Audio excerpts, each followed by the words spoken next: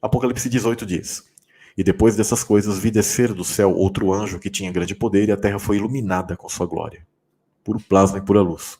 E clamou fortemente com grande voz, dizendo: Caiu, caiu a grande Babilônia. Olha só que interessante. E se tornou morada de demônios e coito. Coito é de união, de relação que gerou um espírito maligno, tá? Coito de todo espírito imundo.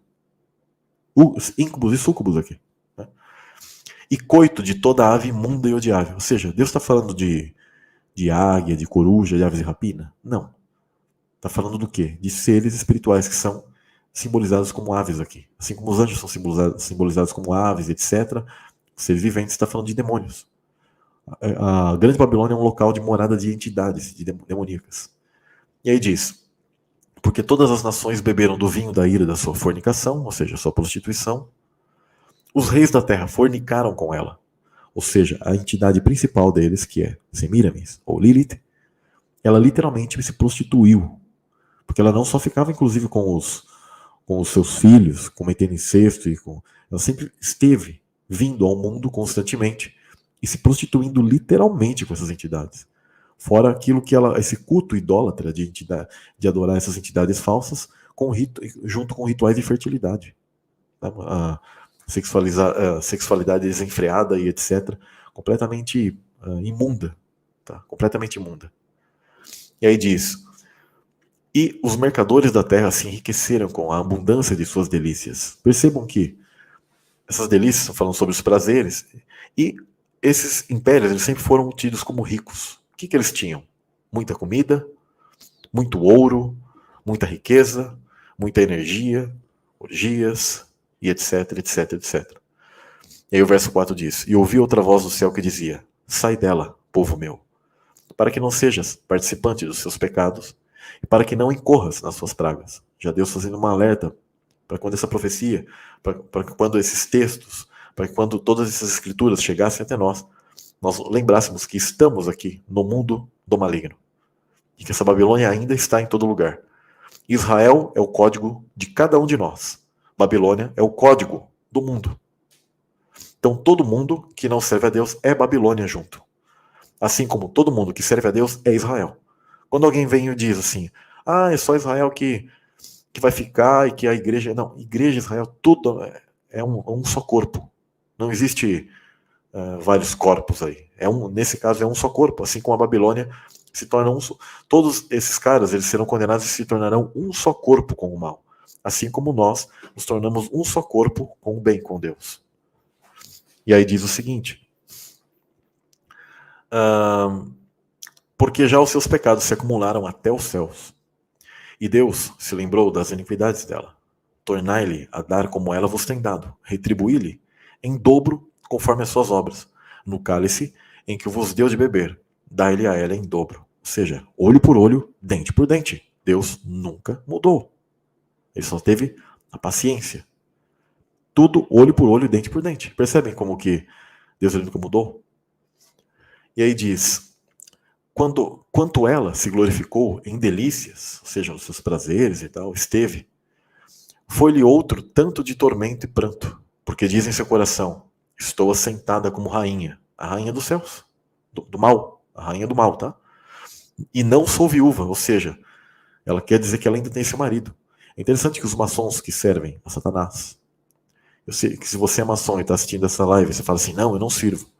Você sabe que eu não vou falar os graus, dependendo do grau que você tem, mas em dado momento vocês fazem juramento até mesmo à luz de Lúcifer, que alguns até dizem que recorre a Jesus, porque Jesus também tem tal título. Mas vocês sabem que lá, em dado momento, em tal grau, que eu falo lá no QIFI, material que eu deixei lá, onde em dado momento você vai pisar literalmente na cruz. Cada ritual que vocês passam, vocês estão fazendo rituais que apontam para o culto egípcio, para o culto cananeu de reencarnação, etc. Vocês sabem o que eu estou falando. Quando vocês se dentro de caixões, e depois simbolizam a ressurreição, vocês estão mostrando a ressurreição de Néfilins, de seres do maligno. Então, por que eu estou falando de vocês? Se você é um maçom e está assistindo isso aqui. Vocês sabem que vocês têm um apelido que é dito filho da viúva. Filhos da viúva. Vocês são filhos de Lilith, por acaso? Se converta, mano. Né? observa e fala assim, poxa, eu estou servindo algo que, né, por troca de bens materiais, de status, de ajudas, etc., você vai continuar nesse tipo de coisa? Não faça isso. Né? Converta-se, fala assim, não, eu não quero isso. Você não é filho da viúva. Né? A viúva aqui é essa mãe das abominações, maligna, né? Onde ela perdeu seu marido, que é Satanás. E aí diz, e não sou viúva e não verei o pranto. Portanto, num dia virão as suas pragas, a morte e o pranto, a fome, e será queimada no fogo. Porque é forte o Senhor Deus que a julga. E os reis da terra, que se prostituíram, que fornicaram com ela, e viveram em delícias, a chorarão, e sobre ela prantearão, quando virem a fumaça do seu incêndio. Esse ser vai estar em chamas, e todo o seu reino, toda essa cidade flutuante, todas as outras cidades, e todos os outros reis, e todos os reinos, a terra estará em chamas completa. Estando de longe pelo temor do seu tormento, dizendo, ai, ai daquela grande cidade de Babilônia, aquela forte cidade, pois em uma hora veio o seu juízo. Sobre ela choram e lamentam os mercadores da terra, porque ninguém mais compra suas mercadorias. Mercadorias de ouro, de prata, de pedras preciosas, e de pérolas, e de linho fino, de púrpura, de seda, de escarlate, de toda a madeira odorífera. Aqui é como que Deus está fazendo uma recapitulação de todas as eras do homem, onde teve a sua era de ouro, de prata, pedras preciosas, edênicas, tá? Os cristais, né? Pérolas, linho fino, púrpura, seda, escarlata, madeira, de todo vaso de marfim, de todo vaso de madeira preciosíssima, de bronze, de ferro. Olha só os níveis da estátua aí, também sendo mostrados, tá? Que o pessoal, depois eu vou fazer um dia um estudo só sobre Daniel, tá? E de mármore, e canela, e perfume, e mirra, e incenso, e vinho, e azeite, tá? Todas as coisas que são colocadas na Bíblia, toda a era humana, tá? Tudo aquilo que, né? A flor de farinha, trigo e gado, ovelhas, cavalos e carros e corpos e almas de homens. O fruto do desejo da tua alma foi-se de ti. E todas as coisas gostosas e excelentes se foram de ti, e não mais as acharás. Os mercadores destas coisas que delas se enriqueceram estarão de longe, pelo temor do seu tormento, chorando e lamentando, e dizendo, ai daquela grande cidade, que estava vestida de linho fino, de púrpura, de escarlate, adornada com ouro e pedras preciosas e pérolas, porque numa hora foram assolados tantas riquezas. E todo piloto, todo que navega em naus, ou seja, navios, tá? E todo marinheiro e todos que negociam no mar se puseram de longe. Por que está fazendo uma lembrança daqui? Porque um dos maiores impérios está ligado, por exemplo, ao Império Britânico, onde ele se estendeu. Desde aquele Oriente, do Médio Oriente também, né, Nínive, Mar Mediterrâneo, todos aqueles lugares, a Grécia e tal.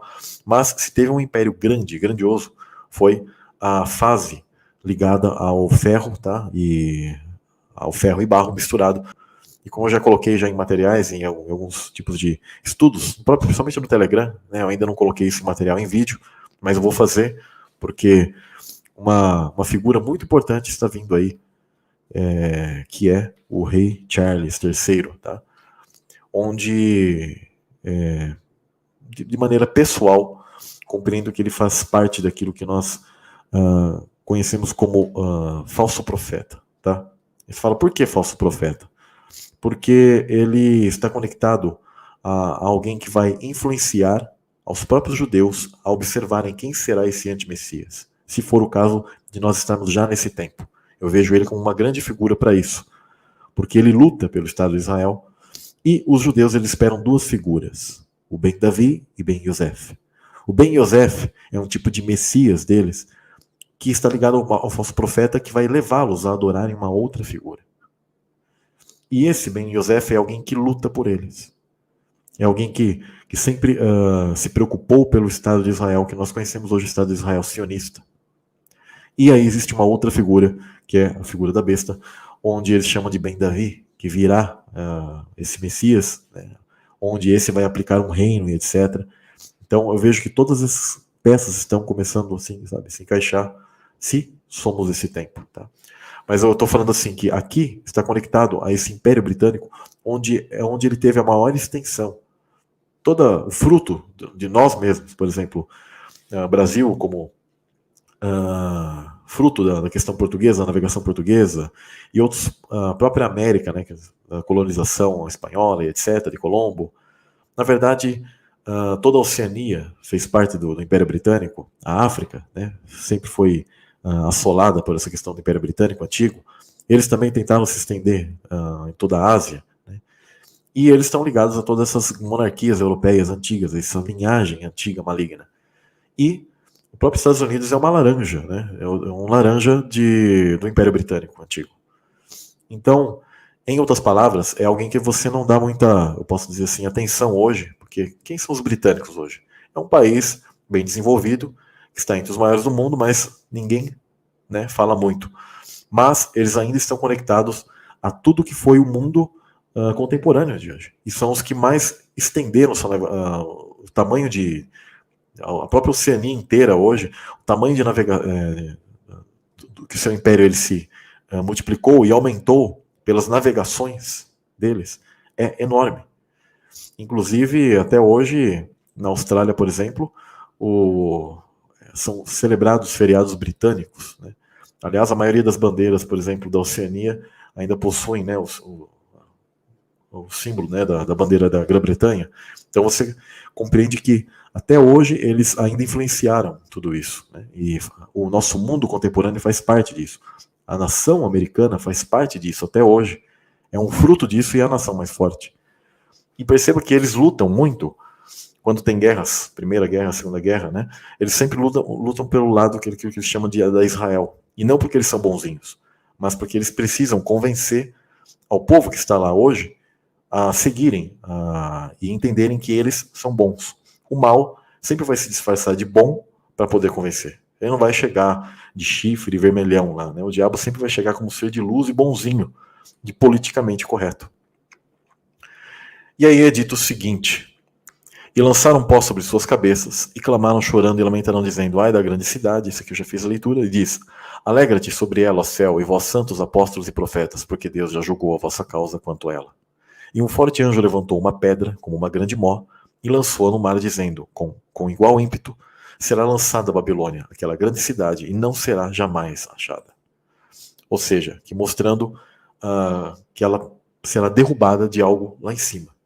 E aí diz: em ti não se ouvirá mais a voz de arpistas, e de músicos, e de flautistas, e de trombeteiros, e nenhum artífice de arte alguma se achará mais em ti. O ruído do moinho em ti não se ouvirá mais.